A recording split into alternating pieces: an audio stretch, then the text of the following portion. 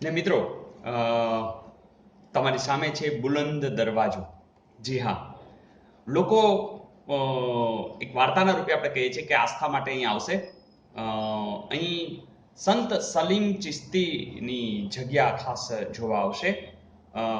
વાત એવી છે, 3 રીતે તમે આવી શકશો. તમારા કામ ફતેહ થઈ જવાના છે.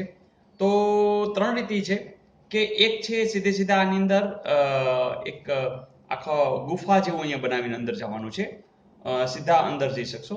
બીજું 50 પગથિયાં આમ ચડી અને અંદર જઈ અને પાછા 50 પગથિયાં ઉતરી જવાના છે. અને ત્રીજી રીત છે કે અહીં બહાર અહીંયા સિંદરી છે અને સિંદરીથી બનાવેલ આખી આ પુલ છે. ત્યાં તમારે એ 41 જેટલા તમારે આ ક્રોસ કરી અને સંત સલીમ ચિશ્તી સુધી પહોંચવું છે. મિત્રો 3 રીત છે. ડાયરેક્ટ તમે આ ગુફા જેવું છે એમાંથી સીધા ઘૂસી જાઓ, અથવા તો 50 પગથિયાવાળી નિસરણી ચડો, અંદર જાઓ, પાછી ઉતરી જાઓ અને અહીં પહોંચો. અને ત્રીજી રીત છે અહીંયા સિંદરીથી બનેલ, તો અહીં સુધી પહોંચો તો તમારું કામ ફતેહ થઈ જશે. મિત્રો અંદર ઘૂસતી વખતે તમારે એમ બોલવાનું છે, બોલો 15 આવો અંદર. અહીંયા તમારે એ ખાસ બોલવાનું છે. અહીં મિત્રો કુટુંબ સાથે આવ્યા હતા એટલે એવું નક્કી કર્યું કે આ જગ્યામાં જવા માટે તમારે પંજા છે એ ચેક કરવા પડશે, સફાઈ કરેલી છે કે નહીં, હાથના પંજા, પગના પંજા. એટલે અહીં સુધી પહોંચી ગયા અને વાત કરી કે એક ભાઈ હતા, એમના બીબી પણ સાથે હતા. એટલે એ બીબીને કહી દીધું કે તું અહીંયા બુલંદમાં આ રીતે ડાયરેક્ટ જા, અને તમારા પંજા ચેક કરવા માટે જ્યોતિ દીદી સાથે હતા, તો એ જોઈ લેશે. તો અહીંયા વાત એવી થઈ કે બીબી છે એને એમ કીધું કે તું બુલંદમાં જા અને જ્યોતિ દીદી છે એ પંજા જોશે.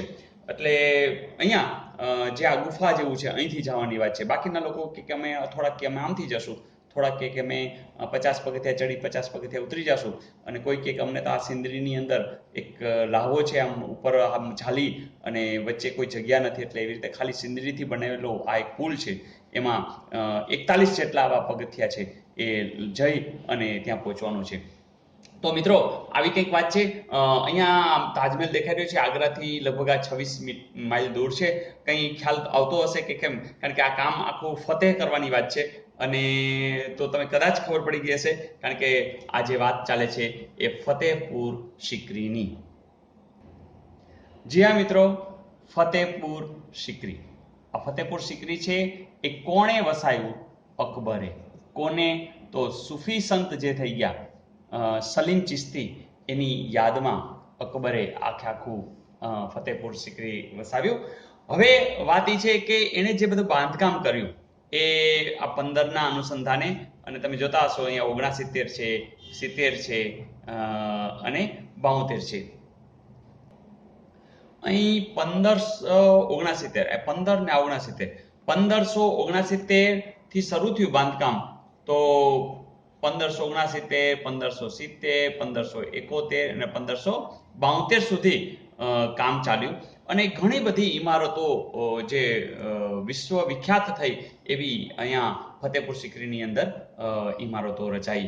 તો આ સ્થાપત્ય માટે એક સરસ મજાનું અકબરનું આયોજન એને યાદ હતી, એની યાદગીરી રૂપે, સંત સલીમ ચિશ્તીની યાદગીરી રૂપે આ એક સુંદર મજાનું આ શહેરનું આયોજન. ફરીથી આગ્રાથી 26 માઇલ દૂર છે, ફતેહપુર સિકરી નામ છે.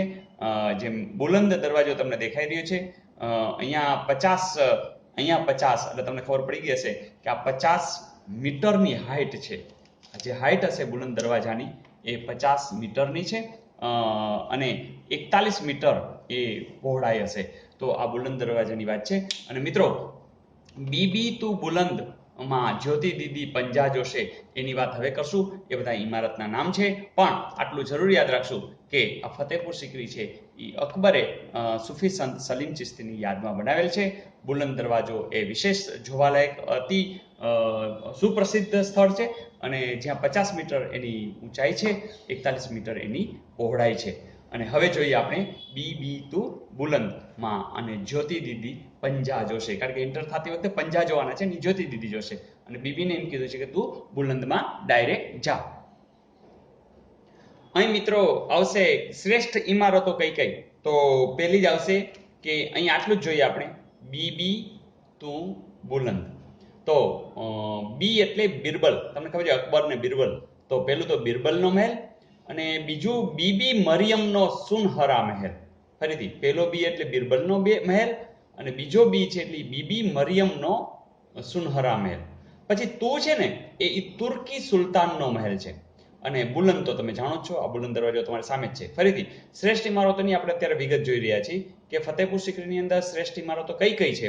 તો અહીંયા પહેલો બી એટલે બિરબલનો મહેલ, બીબી મરિયમનો સુનહરા મહેલ, તુર્કી સુલતાનનો મહેલ અને બુલંદ દરવાજો. ને ત્યાર પછી જ્યોતિ એટલે કે જ્યોતિષ મહેલ. આ દી એટલે દીવાન એ આમ અને બીજો દી એટલે દીવાન એ ખાસ. તમને ખ્યાલ હોય તો લાલ કિલ્લામાં પણ આવતું દીવાન એ આમ અને દીવાન એ ખાસ. તો ફરીથી જ્યોતિ એટલે જ્યોતિષ મહેલ, દીવાન એ આમ અને દીવાન એ ખાસ. તો તરત તમને હવે અત્યાર સુધી આવડી જશે કે બિરબલનો મહેલ, બીબી મરિયમનો સુનહરા મહેલ, તુર્કી સુલતાનનો મહેલ, બુલંદ દરવાજો, જ્યોતિષ મહેલ, દીવાને આમ, દીવાને ખાસ. ને પછી પંજાજોશે. તો અહીં તમારે ખ્યાલ આવી ગયો હશે પંગ એટલે પંચમહેલ, જા એટલે જામે મસ્જિદ અને જો એટલે જોધાબાઈનો મહેલ અને જે બહુ મહત્વનું શેખ સલીમ ચિશ્તીનો મકબરો. ફરીથી પંગ એટલે પંચમહેલ, જા એટલે જામે મસ્જિદ, જો એટલે જોધાબાઈનો મહેલ અને એટલે શેખ સલીમ ચિશ્તીનો મકબરો. તો વાત આટલી છે કે બીબી તું બુલંદે જ્યોતિ દીદી પંજા જોશે. તો બી એટલે ફરીથી બિરબલનો મહેલ, બીબી મરિયમનો સુનહરા મહેલ, તુર્કી સુલતાનનો મહેલ, બુલંદ દરવાજો, જ્યોતિષ મહેલ, દીવાન એ આમ, દીવાન એ ખાસ, પંચમહેલ, પછી જામે મસ્જિદ, જોધાબાઈનો મહેલ અને શેખ સલીમ ચિશ્તીનો મકબરો. તો આટલી વસ્તુ તો ખાસ ફતેહપુર સિક્રીની અંદર જોવા જેવી છે. અકબરે આ બનાવેલ છે, સંત સલીમ ચિશ્તીની યાદમાં બનાવેલ છે. બુલંદ દરવાજાની વિશેષતા કે 50 મીટર એ ઊંચો છે, 41 મીટર છે એ પહોળો છે. સાથે સાથે આગ્રાથી એ 26 માઇલ દૂર આવેલો છે. અહીંયા જે ઇમારતોનું આ બધું બાંધકામ થયું એ આ બોલો 15 આવો અંદર એટલે આ 15 છે અને સાથે સાથે 69 પછી 70 પછી 71 72 એટલે આ સાલની અંદર એ કામ થયું છે અને આટલી બધી ઇમારતો ખાસ જોવા જેવી છે. તો મિત્રો યાદ રહી જશે, બીબી તું બુલંદે જ્યોતિ દીદી પંજા જોશે. ઓકે, તો મને ખ્યાલ છે તમને લોકોને બહુ મજા આવી રહી છે. તો જરૂરથી આમને આમ આપણે આગળ કામ કરતા રહીશું. Okay, all the best.